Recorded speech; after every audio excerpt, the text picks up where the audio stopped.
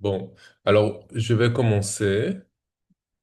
Euh, Bienvenue au, au cours Le récit biblique et l'histoire. C'est la séance, je ne sais plus si c'est la deuxième ou le troisième de votre séminaire initiation à l'histoire et l'histographie des mondes juifs.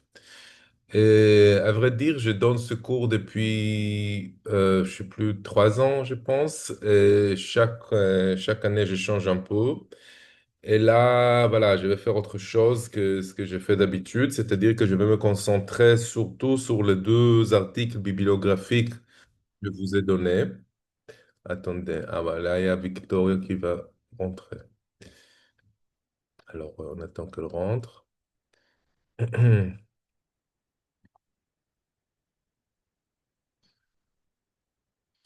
Oui, elle est là. Du coup, euh, oui, bonjour. Alors, aujourd'hui, ce qu'on va faire, ce que nous allons faire, je vais parler des deux articles bibliographiques. Vous avez la bibliographie qu'on vous a donné avec la liste de conférences de ce séminaire.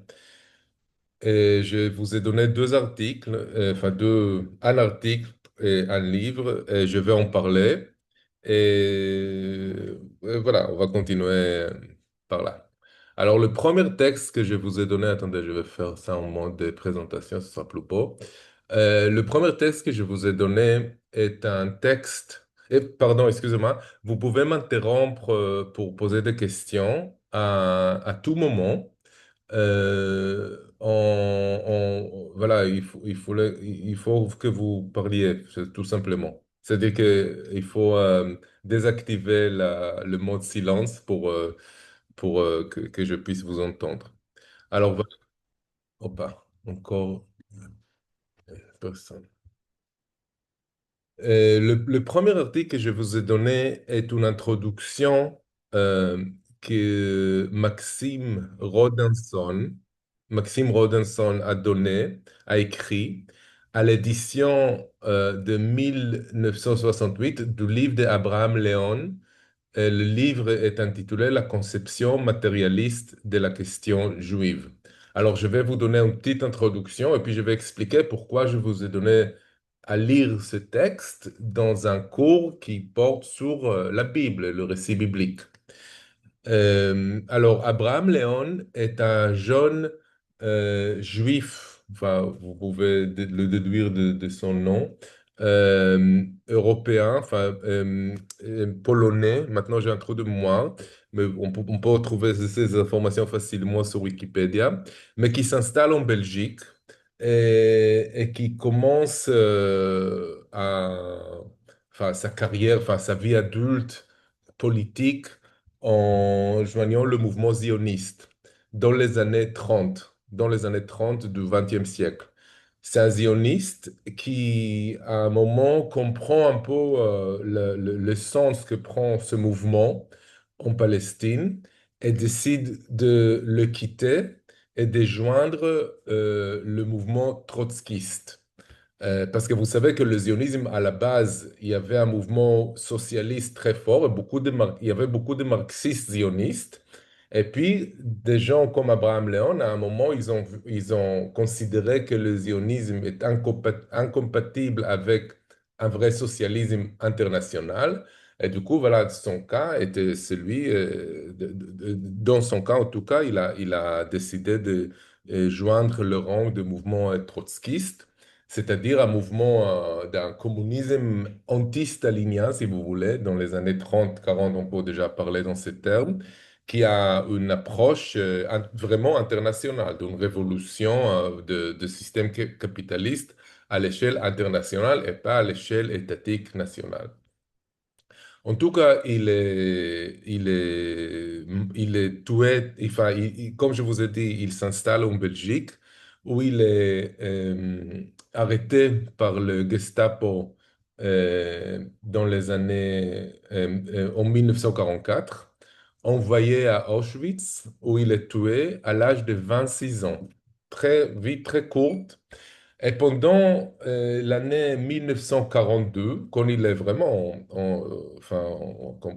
dans un état de réfugié, enfin, juif en Belgique en 1942, vous pouvez imaginer ce que ça veut dire, il écrit un livre qui s'appelle La conception matérialiste de la question juive, qui est un livre assez génial, évidemment non sans problème, qui essaye d'expliquer la persistance du fait juif à travers l'histoire. C'est-à-dire, c'est une question, comme vous le savez bien, beaucoup de gens l'ont posée.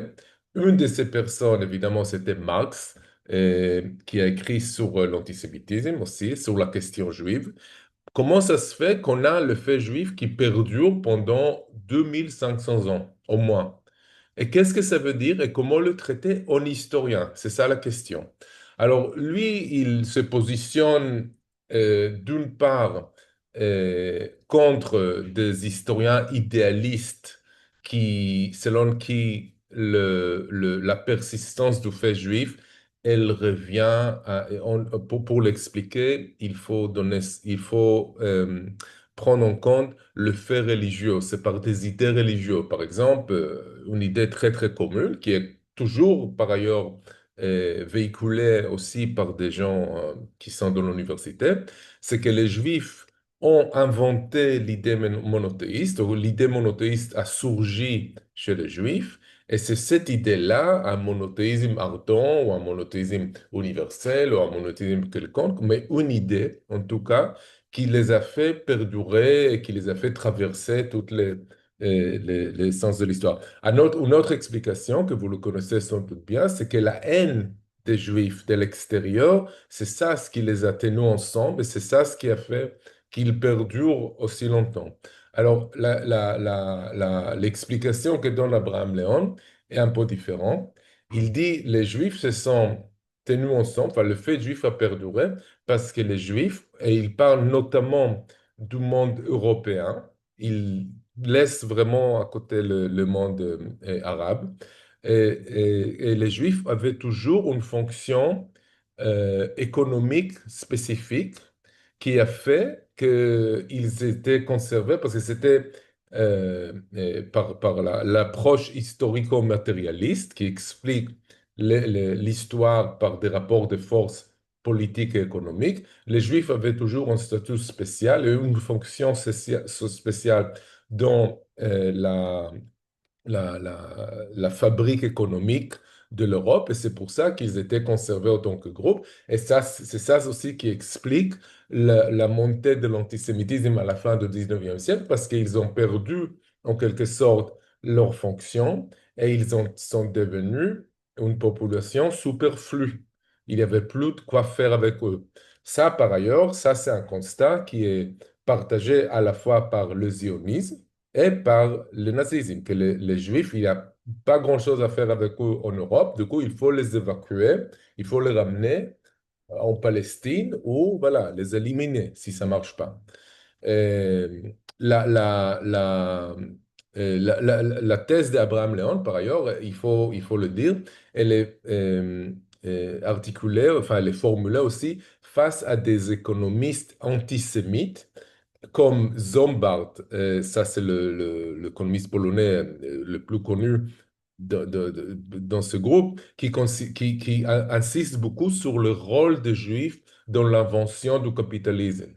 Abraham Léon dit, oui, en effet, ils avaient une fonction spécifique dans la fabrique économique qui a fait émerger le capitalisme, mais ce n'est pas eux les responsables de la montée du capitalisme. Et du coup, il est en train de jouer l'équilibre entre, d'une part, des pensées sionistes, d'autre part, des économistes, des économistes antisémites. Comme je vous ai dit, le livre est écrit en 1942. Il n'est pas publié, évidemment. Enfin, imaginez publier un livre comme ça à ce moment-là. Et Léon est tué à Auschwitz en 1944. Il y a une première édition de ce livre en 1946 qui n'a pas beaucoup de succès. Et puis une deuxième édition en 1940, en 1968, évidemment, c'est pas une date anodine. dans une maison d'édition Maspero, si vous connaissez, c'est la maison d'édition, enfin, c'est trotskiste, justement, radical, qui fait publier les écrits de Fanon, de Frantz Fanon. Euh, et à cette édition, on joint une présentation, assez longue présentation que je vous ai demandé à lire, de Maxime Rodenson. Maxime Rodenson, lui, c'est aussi un juif d'origine est-européenne qui s'installe en Europe. Ses parents, à lui, sont aussi tués à Auschwitz, par ailleurs. Du coup, c'est aussi un rescapé de la Shoah. Enfin, aussi, pardon, Léon, c'est pas un rescapé, malheureusement. Euh, et lui, il est un grand, grand spécialiste de l'islam, du monde musulman, qui adopte justement dans sa recherche une approche qu'on peut dire marxiste ou historico-matérialiste. Il en parle un peu dans l'introduction. Euh, il a un poste au départ, enfin je ne sais plus, mais en tout cas, il devient directeur d'études à l'école pratique des hautes études à l'OPHE. Déjà dans cette période-là, il publie aussi un texte en 1967. Jean-Paul Sartre édite un numéro spécial des Temps modernes, vous savez, la revue qui existe encore aujourd'hui, sur la question est-ce qu'Israël, sur le conflit israélo-arabe. Et Maxime Rodenson publie là-bas un article assez long qui s'intitule Israël, un fait colonial, point d'interrogation. Ils répondent plutôt par l'affirmative. Et ça, voilà, ça contribue beaucoup à sa marginalisation dans le monde intellectuel juif et plus généralement français, parce qu'il ose dire que le zionisme est un mouvement colonial. Et puis voilà, voilà, c'est un intellectuel engagé politiquement, et marxiste, pas marxiste traditionnel et dogmatique, pas du tout, on peut le lire. Il écrit par ailleurs aussi une biographie du prophète Mohammed, je vous recommande de le lire. Et puis voilà, plein d'autres textes, et c'est vraiment une personne très intéressante. Attendez, voilà.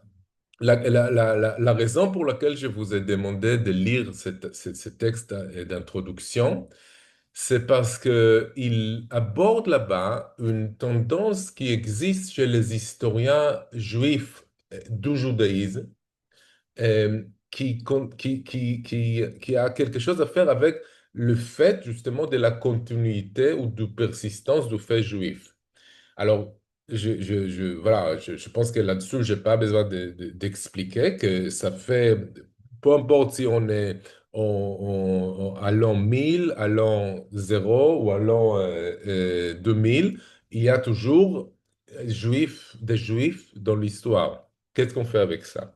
Alors, là, comme je vous ai dit, il y a la question plutôt théorique concernant le fait, la continuité de faits juifs et comment on l'explique. Est-ce qu'on l'explique par des facteurs religieux, c'est-à-dire idéalistes, comme l'idée monothéiste, ou sociaux, explication marxiste, un peuple classe, ça c'est l'explication que donne Abraham Léon. Mais il y a aussi la question politique.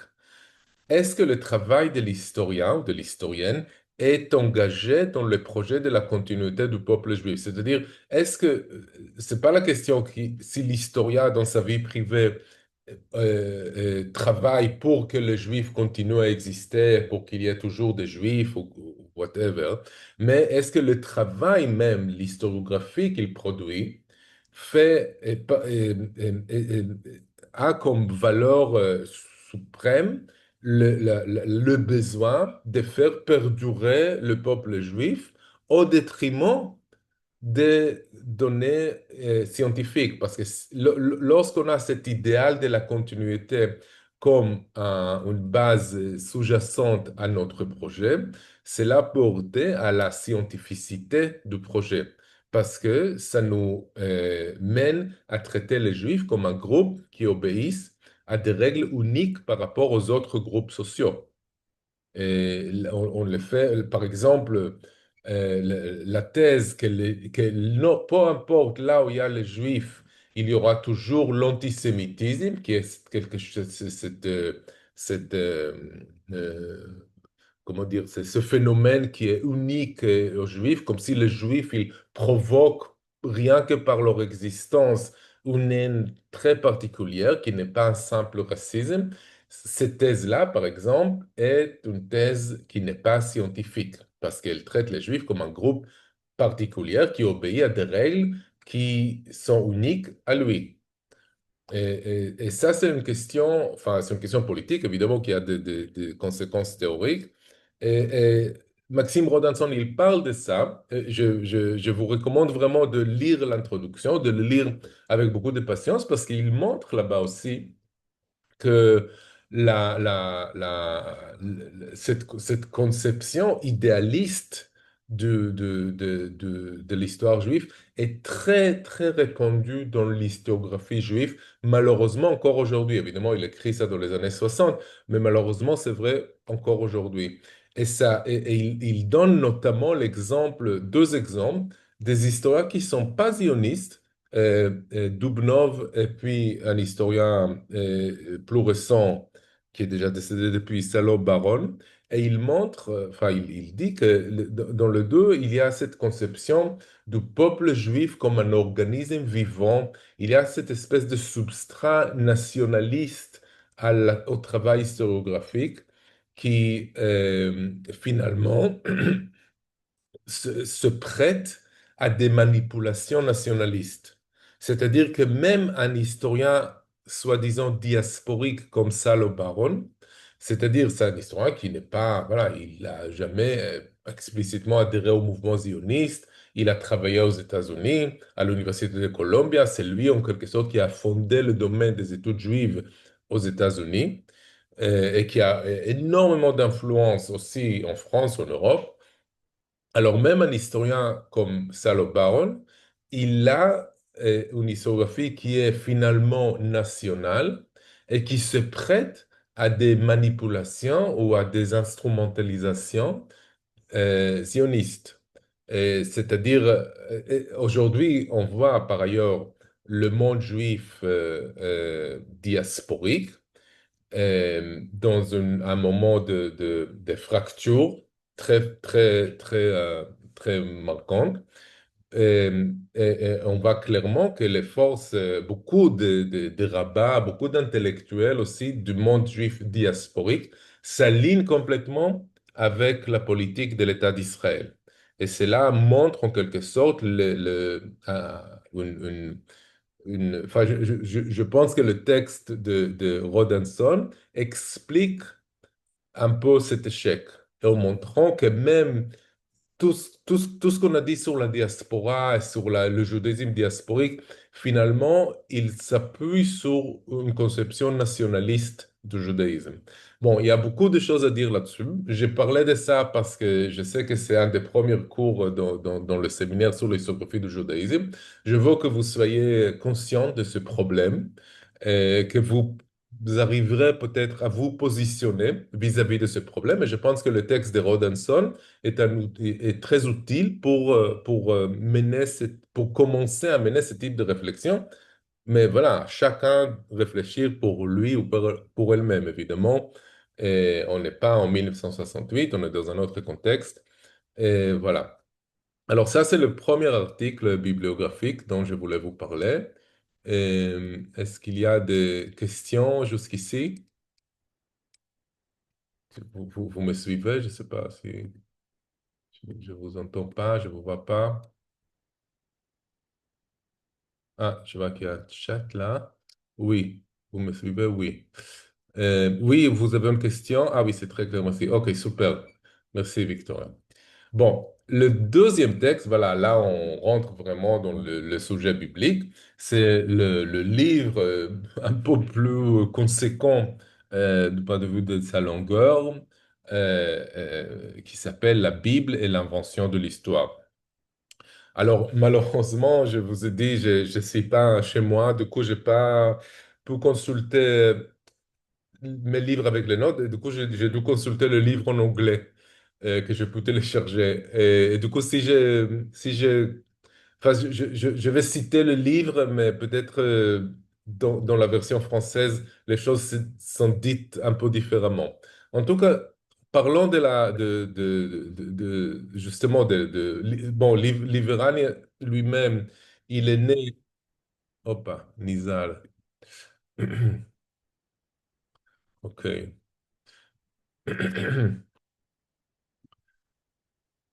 Oui. Bonjour, Nizar. Alors, on était en train de parler on a parlé on a commencé, pardon, à parler du livre de Mario Liverani. Ça, c'est le livre que je vous ai mis dans la bibliographie. La Bible est l'invention de l'histoire. Liverani, voilà, c'est un vieux professeur, si vous voulez, d'histoire antique du Proche-Orient. Hop. Oui, est-ce qu'il y a un problème? On a dit. Non, c'est à 10 ans. Bon. Liverani est un professeur d'histoire antique du Proche-Orient à l'Université de Rome. Et le livre en français, il a été intitulé La Bible et l'invention de l'histoire, mais à l'origine en italien. Le livre s'appelle, voilà, je traduis parce que j'ose pas, parce qu'il y a David qui va écouter l'enregistrement, alors j'ose pas prononcer en italien. Au-delà de la Bible, l'histoire ancienne d'Israël. Et voilà, c'est intéressant qu'on a enlevé l'Israël de la traduction du titre français. Euh, on a ajouté cette idée de l'invention de l'histoire. Mais ça fait de sens parce que le livre, en gros, il est divisé en deux parties. Alors là, justement, je ne sais pas comment c'est dit en français, mais dans l'édition anglaise, en tout cas, c'est l'histoire. La première partie, ça s'appelle l'histoire normale, et deuxième partie, c'est l'histoire inventée. Alors voilà, l'idée de l'invention de l'histoire, il est pas, il est vraiment dans le livre. Et la traduction en anglais, le titre en anglais, c'est Israel's History and the History of Israel. C'est-à-dire, voilà, en fait, on ne peut pas le traduire vraiment en français, ce titre. L'histoire d'Israël, en gros, ce serait ça. Mais voilà, je vous ai donné ça juste pour relever le fait qu'on a ici affaire à trois éléments qui se jouent entre eux, qui est Israël, enfin l'Israël ancien. Évidemment, quand je dis Israël maintenant, je ne parle pas de l'Israël contemporain, de l'État d'Israël, je parle de l'Israël ancien, sauf que l'Israël ancien est aussi à une construction contemporaine, enfin moderne en tout cas. On commence à parler de l'Israël ancien au XXe siècle, parce qu'on se réfère à l'Israël de l'époque biblique. Évidemment, les gens de l'époque biblique ne parlaient pas d'Israël ancien, s'ils parlaient d'Israël, et qu'est-ce que ça voulait dire Israël? Voilà, on va le dire. En ce qui concerne la Bible, et aussi, la Bible aussi, c'est une construction tardive. On ne parle pas vraiment de la Bible à l'époque biblique, évidemment. Et la Bible est composée telle nous le connaissons, la Bible juive et chrétienne par ailleurs, est composée, conclue, enfin, et éditée au premier et deuxième siècle de notre ère. Et voilà, le nom veut dire biblia, enfin quelque chose comme bibliothèque ou archive de livres, enfin une collection de livres. Et cette collection-là, enfin il y a la version juive, la version chrétienne, vous le savez très bien.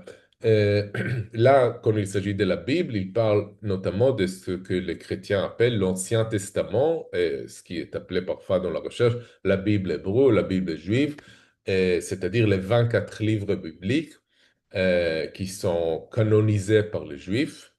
Euh, enfin, j'imagine que voilà, la structure enfin, basique de la Bible, vous la connaissez. Euh, et puis, histoire, voilà. Parce que la Bible raconte une histoire. C'est ça, quand j'ai mis dans le titre le récit biblique, on va en parler. Et le récit, l'histoire, mais ça raconte aussi, enfin, ça se rapporte à des faits historiques aussi, c'est-à-dire histoire aussi dans le sens de history, pas seulement dans le sens de euh, story, récit. Et voilà, ces deux éléments se jouent entre eux dans cet ouvrage qui est assez génial, mais qui n'est pas sans limite. On va en parler. C'est important de le dire. Le texte biblique n'est pas l'objet de l'enquête. Comme je vous ai dit, Liverani est un professeur d'histoire antique du Proche-Orient. C'est pas un spécialiste de la Bible à proprement parler, même s'il le connaît très, très, très bien. Euh, mais du coup, le texte biblique est le médium principal pour reconstruire l'histoire d'Israël. C'est-à-dire, c'est vraiment un texte qu'il utilise pour construire une histoire de l'Israël ancien dans la très longue durée de l'époque soi-disant biblique, c'est-à-dire l'époque qui date, qui remonte, en fait, il commence déjà au deuxième millénaire avant notre ère jusqu'à à peu près l'époque perse, c'est-à-dire moins 400. OK? Alors, il juxtapose le texte biblique, les différentes couches du texte biblique, à d'autres données épigraphiques, archéologiques, littéraires du monde ancien qu'il connaît très très bien. Et il montre en quelque sorte, voilà, il reconstruit l'histoire à la fois, oui, l'histoire politique et sociale de l'Israël ancien. Voilà, l'approche, c'est une approche qui n'est pas marxiste à proprement parler, parce que il prend pas la lutte des classes et les questions de domination comme le moteur principal de l'histoire, mais c'est une approche matérialiste, c'est-à-dire il considère les facteurs politiques et sociaux comme le moteur principal de l'histoire et non les idées religieuses monothéistes. Ces idées-là apparaissent dans l'histoire, mais ne la motivent pas tout à fait. Elle la structure en quelque sorte. Enfin bon, lisez le livre si vous ne l'avez pas fait. C'est vraiment une lecture assez agréable, je trouve, très très détaillée. Euh, voilà, je vais en parler un peu du contenu. Alors, comme je vous ai dit, ce livre-là utilise le texte biblique pour reconstruire l'histoire de l'Israël ancien, et c'est un bon exemple de l'usage historique du texte biblique. Un bon exemple dans le sens que enfin, pour ce genre-là de reconstruction historique à partir du texte biblique, c'est un exemple, c'est très bon pour ce genre. Euh, le but est de tirer de l'histoire objective du texte biblique, qui est forcément un texte idéologique. C'est un texte multiple, c'est-à-dire enfin, il utilise, et il n'est pas le seul, l'image des palimpsestes. Vous savez ce que c'est les palimpsestes? Ce sont des manuscrits qui sont, enfin, c'est comme un parchemin qui a été déjà utilisé et puis on l'a effacé pour rédiger un autre manuscrit. Et du coup, le texte final, c'est un texte derrière lequel se cache un autre texte, derrière lequel parfois se cache encore un autre texte. Et souvent, on parle du texte biblique dans ce sens-là, comme un texte qui a des couches qui s'accumulent l'une sur l'autre, qui sont cousues parfois ou qui se cachent l'une derrière l'autre et qu'ils proviennent de groupes différents et surtout de périodes différentes. Et vous savez qu'un des exercices les plus amusants, enfin, je ne sais pas comment le dire, des chercheurs bibliques à l'université aujourd'hui, c'est de repérer chaque texte à une période spécifique, à un contexte spécifique. Et voilà, et le texte, il est tiré un peu de son contexte biblique pour expliquer une période spécifique. Et puis, on trouve un parallèle épigraphique ou archéologique de la même période et on montre et on fait de ce texte un élément pour construire l'histoire de l'Israël ancien ou de la préhistoire de l'Israël ancien dans cette période donnée. Il y a énormément d'exemples dans ce livre, vous pouvez le lire. Et puis voilà, évidemment, le texte biblique, il est presque toujours tardif aux événements qu'il décrit. Du coup, le projet de faire une histoire objective, une histoire empirique, peut-être on peut dire, ce serait un meilleur terme, c'est pas évident. Et évidemment, il n'est pas le premier à essayer de le faire. Alors, Liveran, il se positionne vis-à-vis des histoires traditionnelles de l'Israël ancien, qui se basent sur le récit biblique. Il en parle un peu dans l'introduction, à la fin. Par exemple, une histoire traditionnelle de l'Israël ancien. En fait, franchement, je ne suis pas là à côté de ma bibliothèque, du coup, j'ai pas un livre pour donner comme exemple.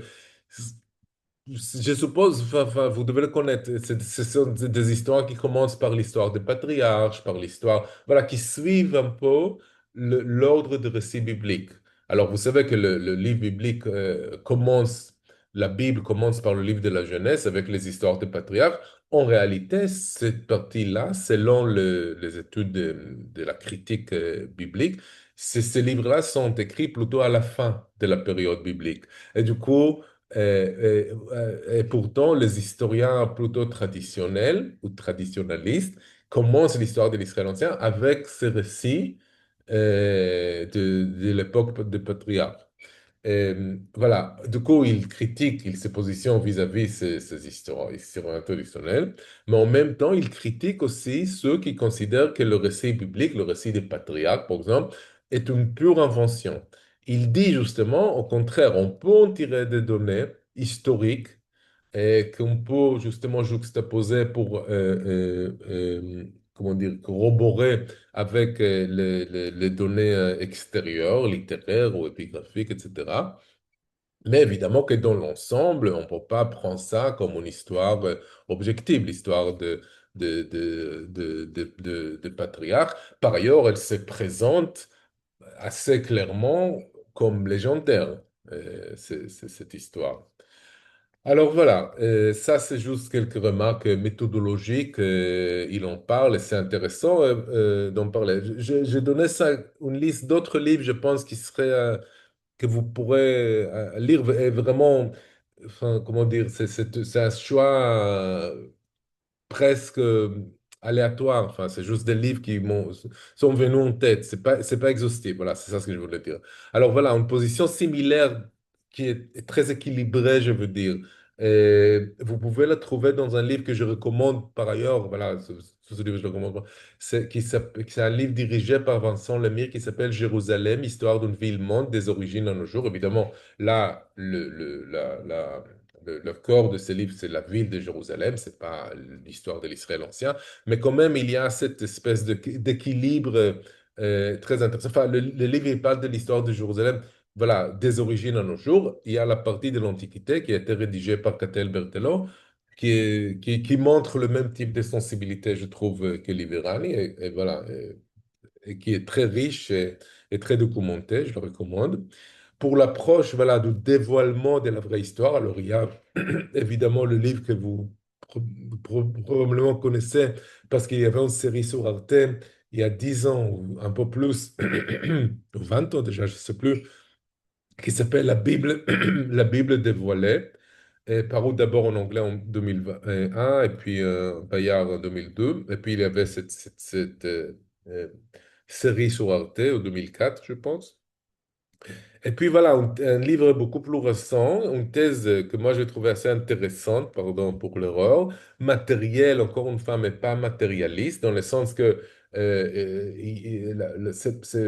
bon, je veux pas trop expliquer, mais l'idée c'est de Nissim Amzalek, c'est un chercheur israélien, c'est que l'Israël ancien et le culte de Yahvé, surtout, naît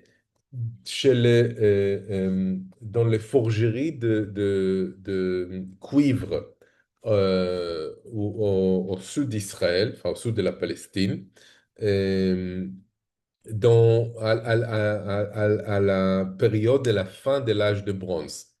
Alors, c'est une thèse très intéressante, justement parce qu'elle elle est matérielle. Elle donne à la naissance de la religion yahviste. On ne peut pas vraiment parler du judaïsme, évidemment, à cette période-là, parce qu'on parle à l'âge de bronze, pardon, je ne vous ai pas dit, c'est-à-dire la fin de l'âge de bronze, c'est 12e siècle, 1, 2, oui, 12e siècle avant notre ère. Ça, c'est la fin de l'âge de bronze. Et à cette époque-là, en effet, on a trouvé pas mal d'ateliers de cuivre dans des mines qui se trouvent au sud du Negev.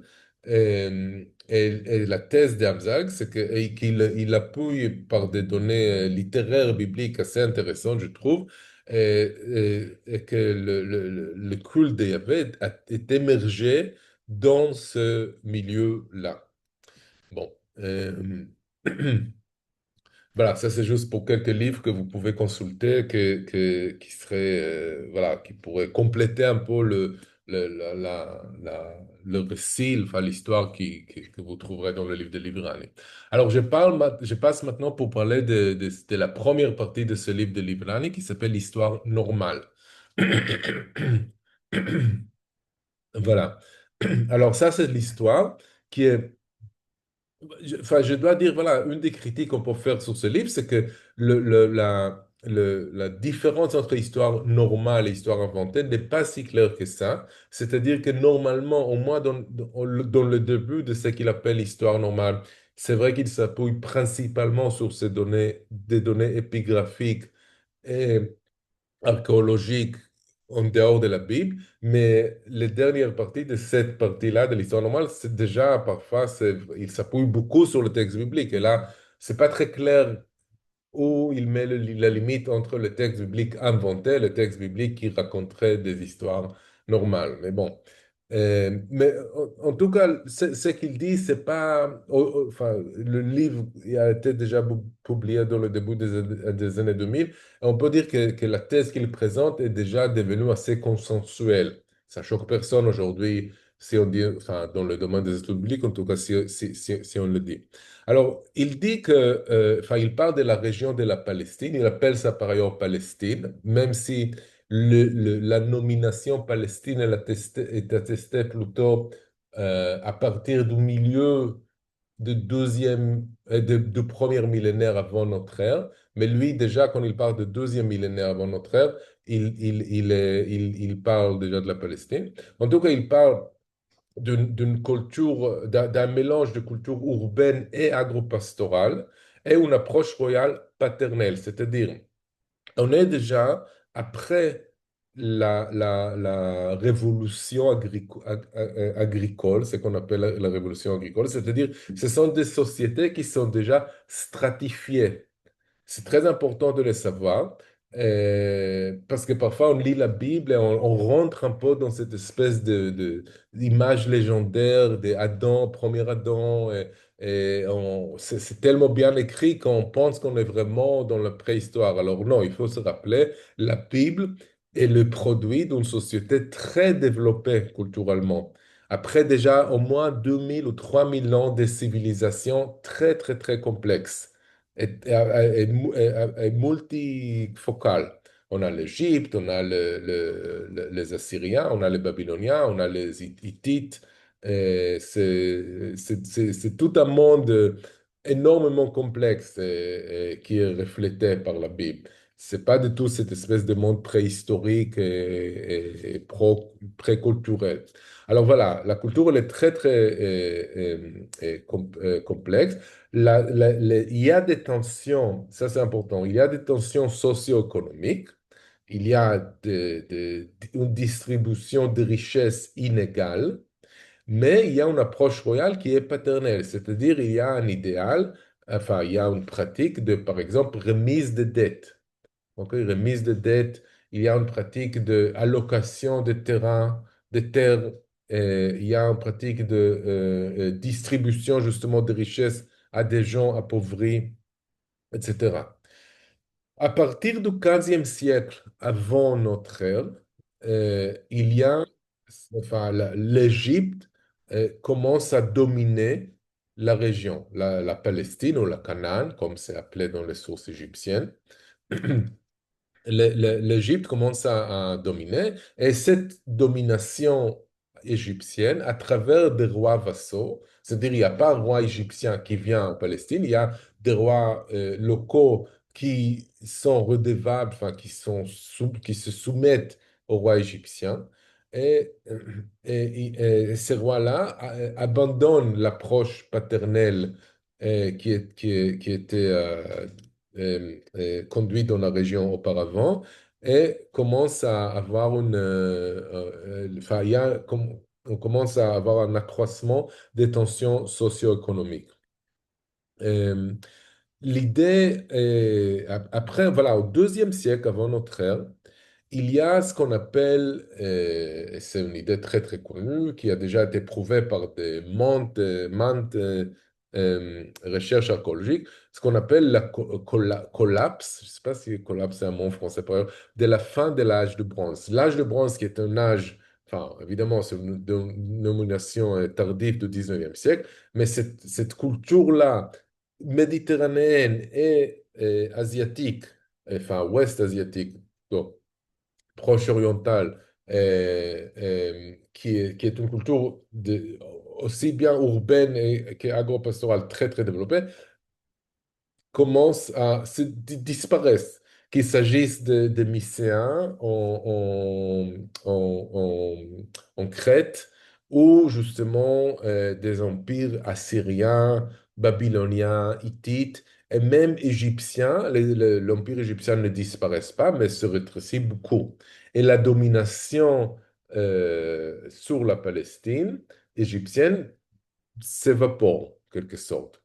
Et les facteurs de ce collapse, évidemment, il y a beaucoup de travaux là-dessus. Là, je mentionne un livre de 2014 qui est intéressant, qui s'appelle 1177 BC, enfin, Before Christ, The Year Civilization Collapsed, qui parle justement d'une année spécifique. Mais évidemment, il ne parle pas seulement de cette année, mais l'idée, c'est de revenir sur cette période très, très forte historiquement d'un collapse de civilisation. On peut presque parler dans ce sens-là. Et voilà, quels sont les facteurs? Alors voilà, il y a le facteur de rébellion, parce qu'on a dit qu'il y a, au moins en Palestine, il y a des accroissements des tensions socio-économiques. Et il y a en effet des faits de rébellion, enfin, il y a des traces de villes brûlées de l'intérieur, c'est-à-dire, c'est pas par des invasions extérieures, mais c'est les villes elles-mêmes qui se sont révoltées. Et on a plusieurs traces de ça en Palestine. Il y a aussi des invasions, les gens de la mer, enfin, the Sea People. Et puis il y a, enfin, c'est une construction évidemment tardive, mais c'est vrai qu'il y a dans beaucoup de sources, on parle de l'invention autour de cette date-là des gens de la mer qui arrivent, on ne sait pas trop d'où, et qui s'installent en Palestine, ils s'installent plutôt sur la côte. Euh, les- Par exemple, à Gaza, à Ashkelon, et à Jaffa, ces villes-là. Et puis, il y a aussi la possibilité enfin, encore une autre explication qui est la crise climatique. Il y a une période de sécheresse. Du coup, tout ça, ça expliquerait le collapse à la fin de l'âge de bronze. Bon, le, le- ce qui est important, c'est que pendant cette période, il y a un réseau de tribaux, c'est ce que je voulais dire, de tribus, pardon, plus ou moins sédentaires sur les chaînes montagneuses de ce qu'on appelle aujourd'hui, enfin, la Cisjordanie, ou la Judée et la Samarie. Samarie, c'est un nom un peu tardif, on ne l'utilise pas encore à cette période-là, mais Judée, apparemment, si. Il y a une culture agro-pastorale à distinguer de la culture urbaine philistine et cananéenne de la région côtière, justement. Les Philistins font partie de ce peuple de la mer qui ont envahi pendant le XIIe siècle, à notre ère. Et puis pendant cette période, c'est-à-dire 10e, 9e siècle, il y a l'établissement de royaumes dans la région, avec chaque royaume a son dieu national. Et c'est le terme qu'il utilise, national. Yahvé, le Dieu biblique, le Dieu juif, serait un de ces dieux nationaux.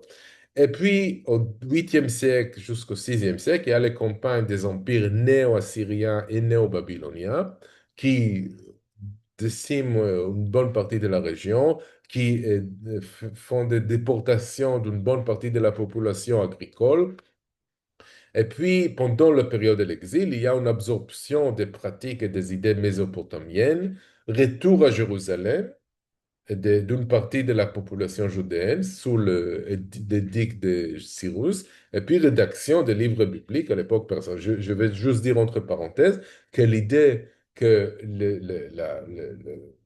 le principal des livres bibliques et même des idées théologiques qui sont exprimées dans ces livres sont le résultat de la rencontre de populations judéennes avec la culture urbaine et babylonienne pendant l'exil. Cette idée-là, on le trouve déjà au 19e siècle par les travaux des historiens bibliques, notamment comme Wallhausen en Allemagne.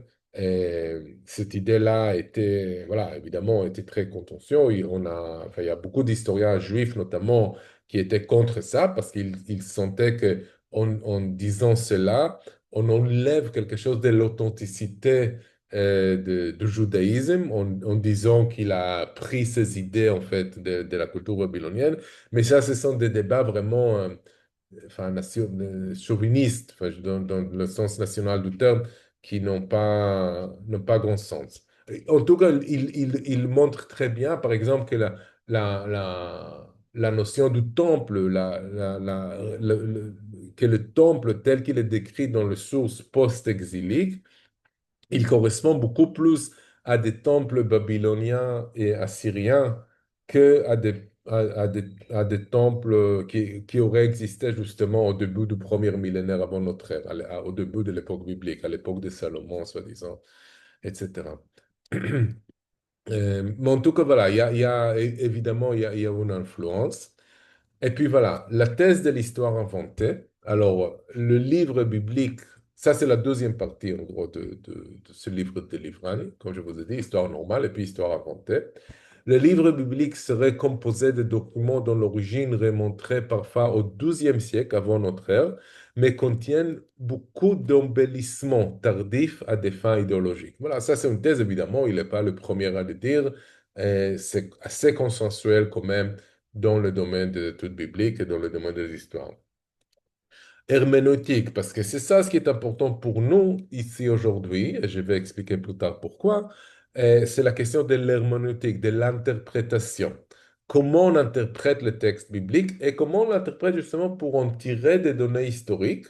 Évidemment, la centralité du texte biblique dans la culture occidentale en général, parce que vous savez qu'il y a une thèse, enfin, une thèse, je veux dire, historiquement, on peut vraiment le montrer très facilement que la culture occidentale, à chaque moment donné, bon, il faut définir ce que c'est la culture occidentale, mais dans les documents produits dans des cours royales et dans des universités et dans des monastères, c'est-à-dire voilà, les institutions culturelles de cette région-là qu'on appelle aujourd'hui l'Occident, à chaque moment donné, du IVe siècle jusqu'à voilà, dans ce que Le Goff a appelé le long Moyen Âge, jusqu'au XIXe siècle, on peut retracer une origine grecque, romaine et juive ou slash biblique à chaque document. Parce que chaque référence à Jésus est une référence, en quelque sorte, il y a derrière lui tout le bagage biblique. Jésus, un personnage de Jérusalem. Il appartient à la conversation de Jérusalem. Et puis, il intègre la conversation de l'Athènes et la conversation d'Athènes et la conversation de Rome. Mais la conversation de Jérusalem, représentée par l'univers biblique, est très constitutif à ce qu'on appelle aujourd'hui la culture occidentale. Le fait qu'aujourd'hui, l'Antiquité est considérée seulement gréco-romaine, il y a l'Antiquité, quand on dit comme ça l'Antiquité, alors on pense tout de suite. Enfin, c'est le résultat d'un travail, d'un processus historique et intellectuel qu'on pense tout de suite, quand l'Antiquité, on pense à l'Antiquité gréco-romaine. Et on a évacué la Bible de cette Antiquité. Mais ça, c'est un processus assez récent. Si on est en Europe du XVIIIe siècle, si vous lisez les philosophes, Jean-Jacques Rousseau et Locke, et je ne sais pas qui d'autre, et les penseurs politiques, Thomas Hobbes, évidemment, on voit qu'ils ont dans leur formation à la fois la culture romaine, à la fois la culture grecque et la culture biblique. Et quand je dis biblique, je ne parle pas seulement du Nouveau Testament, je parle aussi de l'Ancien Testament. Vous pouvez lire ces textes pour le voir pour vous-même. Alors, la question herméneutique est une question très importante parce que lorsqu'on parle de l'herméneutique biblique, comment on comprend ce texte, comment comprend le sens historique de ce texte, on parle en fait de comment on comprend notre culture occidentale. Parce que c'est tellement ancré et c'est tellement basique que, évidemment, lorsqu'on change de regard sur la Bible, on peut aussi changer de regard sur la culture occidentale elle-même. Alors, la question herméneutique est une question très importante. Et selon enfin, ce qui émerge dans ce récit, évidemment, c'est très courant. Il ne dit pas, encore une fois, il n'est pas très original là-dessus. C'est que les textes bibliques ont été rédigés pour remplir une fonction soit étiologique, c'est-à-dire expliquer pourquoi la situation actuelle est ainsi, expliquer par exemple, voilà, je vais vous donner la vallée de Sodome, parce que Sodome, c'est une ville, pardon pour l'erreur de orthographe de Sodome. Sodome, c'est une ville, enfin, c'est une région en Palestine d'aujourd'hui qui est dotée de trous comme ça, de petits cratères.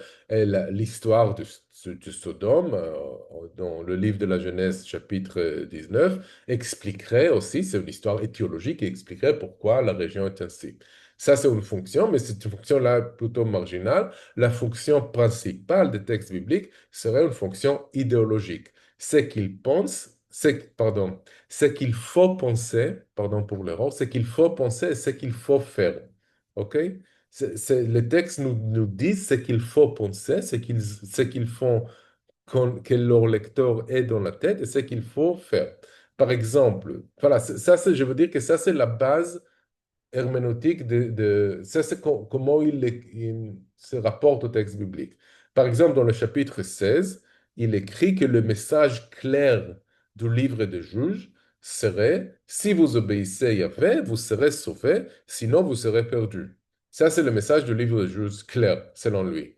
Un message, ou bien, dans le chapitre 18, quand il parle de la question de la loi, et des législations, parce que vous savez qu'une bonne partie de la Torah, ce sont des législations, ce sont des codes légaux.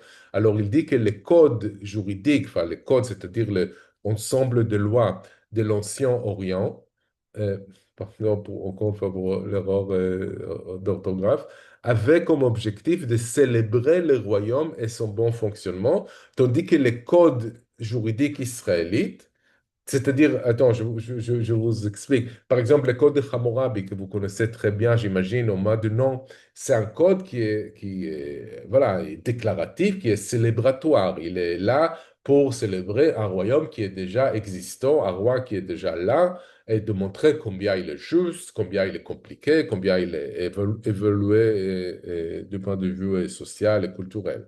Tandis que les codes israélites, c'est-à-dire l'ensemble de lois bibliques, sont rédigés pour avoir une fonction prospective, décrivant ce qu'il devrait être fait pour atteindre la prospérité.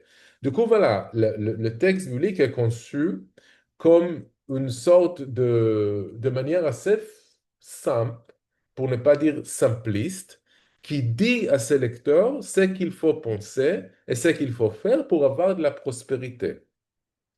C'est une fonction qui est très réductive, je trouve.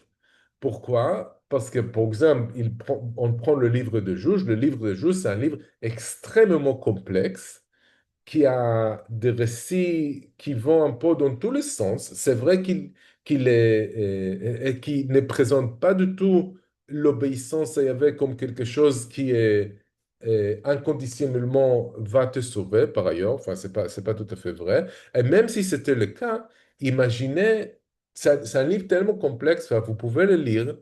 Et lorsqu'on dit que c'est ça son message principal, on réduit non seulement le texte, mais on réduit aussi le lecteur du texte. Le lecteur, je veux dire le lecteur dans l'Antiquité. Si ce texte de livre de Juge est rédigé en effet au 5e siècle avant notre ère, alors est-ce que le lecteur anticipé était si débile que ça d'avoir un message aussi simpliste que ces messages-là? C'est ça le problème, c'est-à-dire la réduction du texte à de tels messages clairs réduit aussi leur lecteur, le public destiné à ce texte dans le passé, mais aussi dans le présent. Alors, la thèse de l'histoire inventée, ses limites. Et là, je consacre ça, c'est la dernière partie de la conférence aujourd'hui, où je vais parler justement de ma critique de ce livre qui est, voilà, par ailleurs assez génial, mais je l'utilise justement parce qu'il est très représentatif d'une approche, voilà, de l'approche courante des études bibliques et des études historiques qui s'appuient sur la Bible pour en tirer des informations. Alors, quelques critiques. L'idée de Yahvé comme un dieu national ou un dieu ethnique, c'est ça l'idée qu'il avance dans ce livre, et c'est une idée qui est, encore une fois, très, très commune et très courante. Cette idée-là, elle fait abstraction du contenu révolutionnaire, subversif et plus généralement anti-impérial qui, lui, est associé par le récit biblique et par des prophéties et qui font preuve d'une conception critique, politique et géopolitique. Alors, j'explique. Le Dieu biblique, c'est un Dieu qui est clairement façonné face à l'empire égyptien au départ, la bataille constitutive du livre d'Exode et la bataille entre Yahvé, un dieu populaire d'un groupe d'esclaves, et le pharaon, qui est le dirigeant d'un grand complexe impérial égyptien, qui utilise l'esclavage pour sa propre prospérité. Alors là, ici, cette confrontation, elle indique, pour ne pas parler évidemment de prophéties, qui indiquent une tension sociale associée à ce nom, Yahvé. C'est-à-dire, il n'est pas ici question seulement d'un Dieu national ethnique, ou peut-être il est aussi national, et sans doute il y a aussi cet aspect-là dans la divinité de Yahvé telle qu'elle est décrite dans le livre biblique eux-mêmes, mais il y a aussi beaucoup de contenu subversif et révolutionnaire qui est associé à ce nom. Et à ce contexte, j'ai mis entre parenthèses deux livres qui ont paru relativement récemment en France.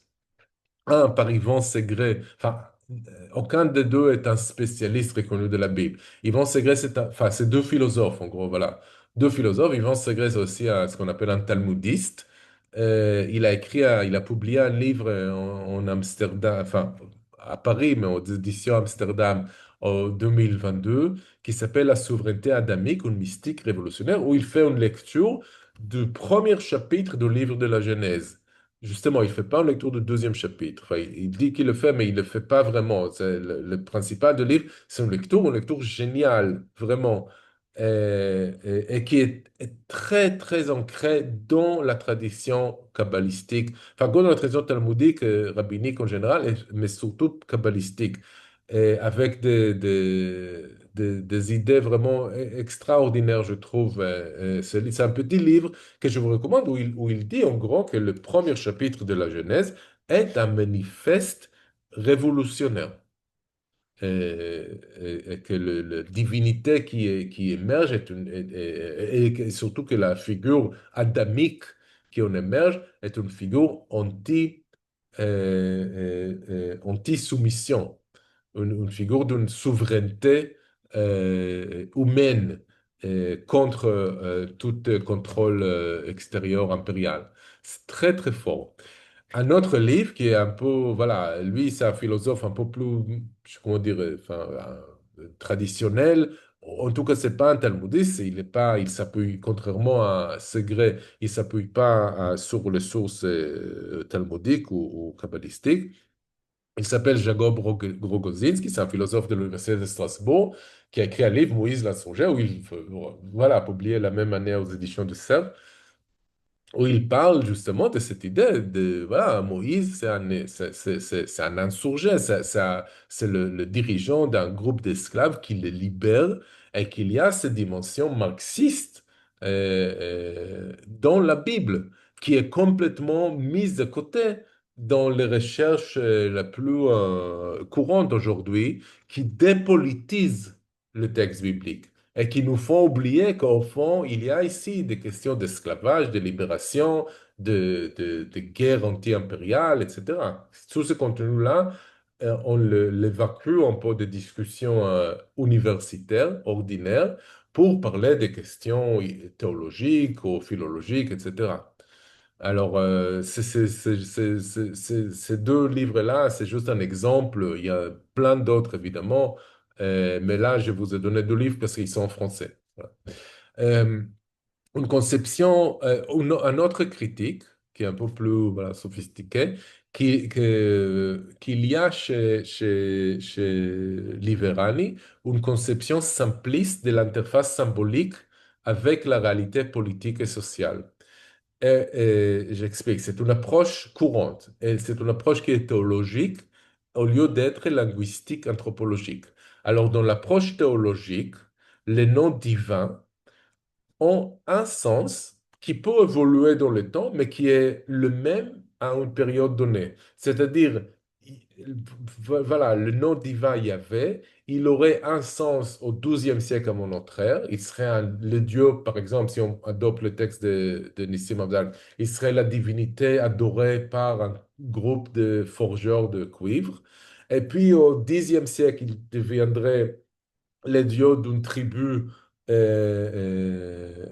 est sur les montagnes de la Judée.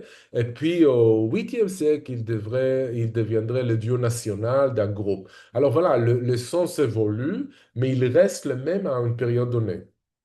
Tandis que dans l'approche linguistique anthropologique, on prend en compte les différents jeux de langage dans lesquels les noms sont employés. Le terme jeu de langage, enfin, jeu de langage, c'est un terme commun, mais son usage dans un sens plutôt linguistique anthropologique voit le jour par le philosophe Ludwig Wittgenstein dans les années 50, dans son livre Investigation philosophique où il dit justement que le sens de mot, c'est pas que c'est vraiment une autre philosophie de langage. Le sens de mot n'est pas traîné derrière elle, ne se cache pas. C'est pas que chaque mot, il y a un sens qui est derrière elle ou qui le porte tout le temps. Mais le sens, il est déterminé par le contexte dans lequel le mot est utilisé. Voilà, c'est une approche, on peut dire aussi structuraliste, évidemment. Même si c'est pas exactement de la même tradition de pensée que le structuralisme que Wittgenstein travaille, mais quand même. Euh, alors, le sens,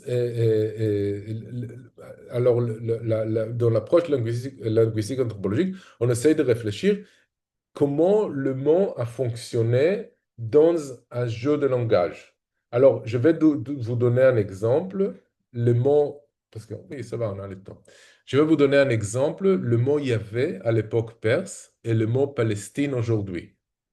Le mot Yahvé à l'époque perse, c'est-à-dire l'époque après la déclaration de Cyrus, après que Cyrus, dit le Grand, conquit l'Empire babylonien, et la Palestine devient une partie de son royaume. Parce qu'avant cela, elle était dominée par les Babyloniens.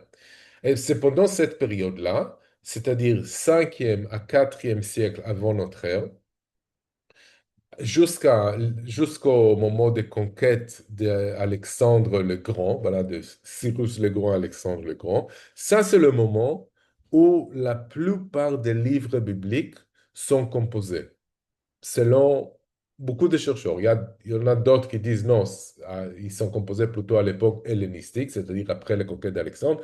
Il y en a qui disent, mais vraiment aujourd'hui je pense qu'ils sont très minoritaires, qu'ils sont rédigés plutôt avant. Mais c'est presque consensuel qu'une bonne partie, en tout cas, rédigée à l'époque perse, ou en tout cas dans une forme très proche de ce qu'ils ont aujourd'hui. Et Yahvé, évidemment, est une figure principale dans ce livre. Si on pense au récit biblique, et là je reviens au terme qui est dans le titre de la conférence, le récit biblique C'est quoi le récit biblique? C'est le récit d'un Dieu qui s'appelle Yahvé et de sa relation avec le peuple d'Israël, avec d'abord les patriarches et puis avec les dirigeants et le peuple lui-même d'Israël. Ça, c'est le récit et il va du livre de la Genèse jusqu'au livre des rois. Ça, c'est le livre qui ouvre les Bibles juives et chrétiennes. Ça commence par le livre de la Genèse, et puis Genèse, Exode, Lévitique, Nombre, Deutéronome, Josué, Juge, Samuel et Roi. Ça, ce sont les livres qui racontent, qui donnent en fait un trame une narration, un trame narratif qui va de la création du monde jusqu'à l'expulsion, jusqu'à la destruction de Jérusalem par les Babyloniens. Et c'est très impressionnant de le lire du début à la fin. Je vous recommande de le faire un jour si vous voulez. Parce que vous voyez que oui, évidemment, on peut voir qu'il y a peut-être des sources différentes, mais ça reste quand même assez cohérent comme narration. Et dans cette narration-là, le seul personnage qui apparaît du début à la fin comme un personnage actif est le dieu Yahvé. Du coup, c'est vraiment un personnage qui est là. Alors ça, c'est par exemple, ça c'est un jeu de langage dans lequel le nom Yahvé apparaît. Mais c'est pas le même jeu de langage qu'on trouve dans d'autres documents aussi dans la Bible, parce que la Bible n'a pas seulement ces livres-là, la Bible a aussi les livres prophétiques qui appartiennent à des périodes différentes. Et dans ces périodes, on voit que le nom Yahvé est utilisé un peu différemment. Et le livre est aussi, pardon, et la Bible contient aussi des livres qui sont plutôt historiques de l'époque perse. Ça, ce sont les livres d'Ezra et Néhémie. Et dans le livre d'Ezra et Néhémie, on voit que le nom Yahvé est utilisé à des fins politiques et économiques, c'est-à-dire les dirigeants de la province, parce que, voilà, pendant l'époque perse, Jérusalem est la capitale d'une province de l'Empire perse, une province qui s'appelle Yehud. Et cette province-là, elle est dirigée par un gouverneur qui est nominé par l'Empire perse, mais qui est judéen probablement. Et il est dirigé aussi par, selon le livre d'Ezra et Néhémie, par le grand prêtre. Du coup, il y a deux institutions. Il y a l'institution du gouverneur, il y a l'institution du temple. Ces deux institutions sont dominées l'un par le gouverneur, évidemment, et l'autre par le grand prêtre. Et le gouverneur et le grand prêtre demandent de l'argent, enfin des taxes de la population. Et la population, et lorsqu'ils demandent les taxes de la population, ils le font en disant, nous sommes envoyés par Yahvé. C'est-à-dire Yahvé est le nom qui est utilisé par les classes dominantes pour justifier leur demande auprès du peuple. Mais aussi le peuple vient aux dirigeants et leur dit, c'est au nom de Yahvé qu'on demande la justice. C'est-à-dire que Yahvé est un nom qui est utilisé aussi dans ce jeu de langage de demande réciproque et de l'intermédiation d'une certaine lutte de classe et sa flexibilité permet à ce que la société n'explose pas. Lorsque ce mécanisme-là est cassé, alors là, il n'y a pas, enfin, c'est le moment de la révolution. En fait, ça c'est le moment, si vous voulez, qui arrive, enfin, il arrive à plusieurs moments, mais il arrive de la manière la plus marquante au premier siècle, justement à l'époque de Jésus. Jésus, il est, si vous voulez, le remplaçant de Yahvé, en quelque sorte, dans le sens que c'est lui qui ramène la voix du peuple aux classes dirigeantes de Jérusalem. Sauf que ça marche pas, vous connaissez le reste. Alors ça, c'est un exemple de la complexité des jeux de langage dans lequel le nom Yahvé participe à l'époque perse. Alors, je ramène maintenant un exemple plus contemporain, le mot Palestine aujourd'hui.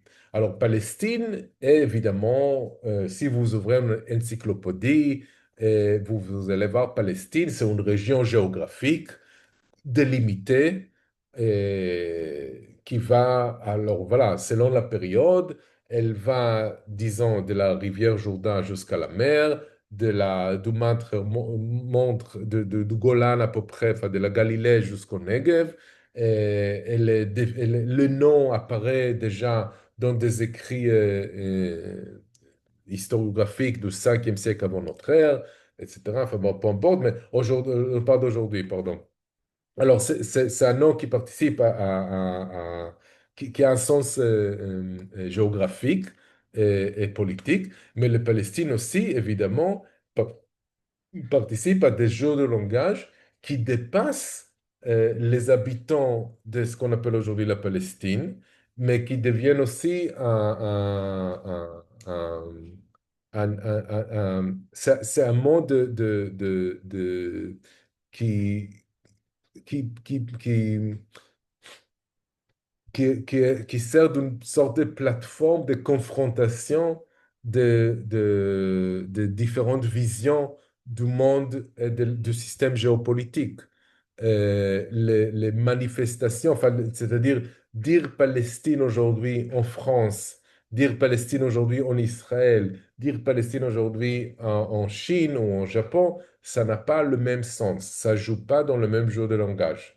Puis, encore une fois, le dire dans une discussion juridique ou le dire dans une discussion politique ou le dire dans un meeting de militants, ça n'a pas le même sens, ça provoque pas la même chose et voilà, c'est pas le même jeu de langage.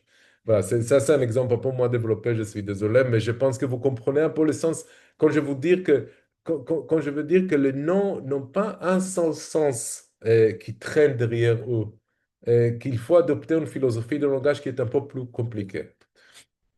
Alors, pourquoi il faut critiquer? Pourquoi il faut faire cette démarche plutôt critique? Et pourquoi il faut pardon, complexifier notre usage du texte biblique? Alors, le discours universitaire occidental qui est laïcisé ou sécularisé, je vous ai dit, on a retiré en gros la Bible de la conception des études de l'Antiquité, tente de confiner les études bibliques au département de théologie et de l'histoire ancienne et nous empêche de comprendre et d'agir face à la présence de l'univers symbolique biblique dans le monde contemporain. Pourtant, la question du fonctionnement de l'univers biblique comme interface avec la réalité politique et sociale est aujourd'hui une question brûlante, notamment en Israël-Palestine. Parce qu'on y constate la manifestation effrayante d'un mode de ce fonctionnement. Exploiter le matériel symbolique biblique pour justifier, encourager et structurer un projet d'expansion territoriale qui est aussi génocidaire. Et ça, c'est le fait, pardon, qui est très, pardon, qui est très lamentable aujourd'hui, c'est que les appels génocidaires sont appuyés par des versets bibliques. On les trouve des graffitis comme ça à Gaza ou même à l'intérieur même d'Israël, dans les paroles des rabbins, enfin des soi-disant rabbins, et des membres du Parlement. Et le matériel symbolique biblique est utilisé pour justifier des actes horrifiants. Euh, En réalité, voilà, je dis ça entre parenthèses parce que je veux quand même laisser de la place à la discussion. La présence de l'univers biblique dans le discours israélien contemporain est un des éléments qui nous permet d'inscrire l'État israélien dans la longue histoire du colonialisme européen depuis le XVIe siècle. Parce que, voilà, évidemment, les Européens n'ont pas inventé le colonialisme. Enfin, le fait colonial existe depuis au moins 3000 ans. Vraiment, on a des preuves de colonisation assyrienne, babylonienne, gréco-romaine, etc. Mais, contrairement aux autres phénomènes historiques de colonisation, celui qui émerge de la péninsule ibérique après la Reconquista chrétienne, et puis d'abord c'est l'Espagne et le Portugal, après c'est l'Hollande, après c'est l'Angleterre évidemment, la Belgique, etc., l'Allemagne aussi, il rejoint un peu tard, mais quand même. Cette colonisation, elle est caractérisée par l'usage de l'univers biblique comme langage symbolique privilégié pour justifier et négocier la politique coloniale avec ses sujets et ses asservis. C'est-à-dire l'univers, ce qui distingue, enfin, une des choses qui distingue le colonialisme européen d'autres formes de colonialisme dans l'histoire, c'est l'usage de l'univers biblique. Et là, le colonialisme sioniste, il fait partie de ce mouvement de colonialisme européen aussi par ce sens-là. C'est important de le faire parce qu'on a tendance à penser, ah oui, c'est clair qu'on utilise la Bible dans le sionisme parce que c'est un mouvement juif. Non, non, non. On utilise la Bible dans le judaïsme parce que c'est un mouvement colonial. Après, le fait que ce soit un mouvement juif, évidemment, fait cet usage beaucoup plus puissant que dans d'autres cas. Et beaucoup plus nocif aussi pour les Juifs, mais aussi pour les Palestiniens, évidemment, que dans d'autres cas. On pourra en discuter si vous voulez. Alors, le récit biblique lui-même, il faut se souvenir, il est en effet structuré autour des événements de conquête et de génocide.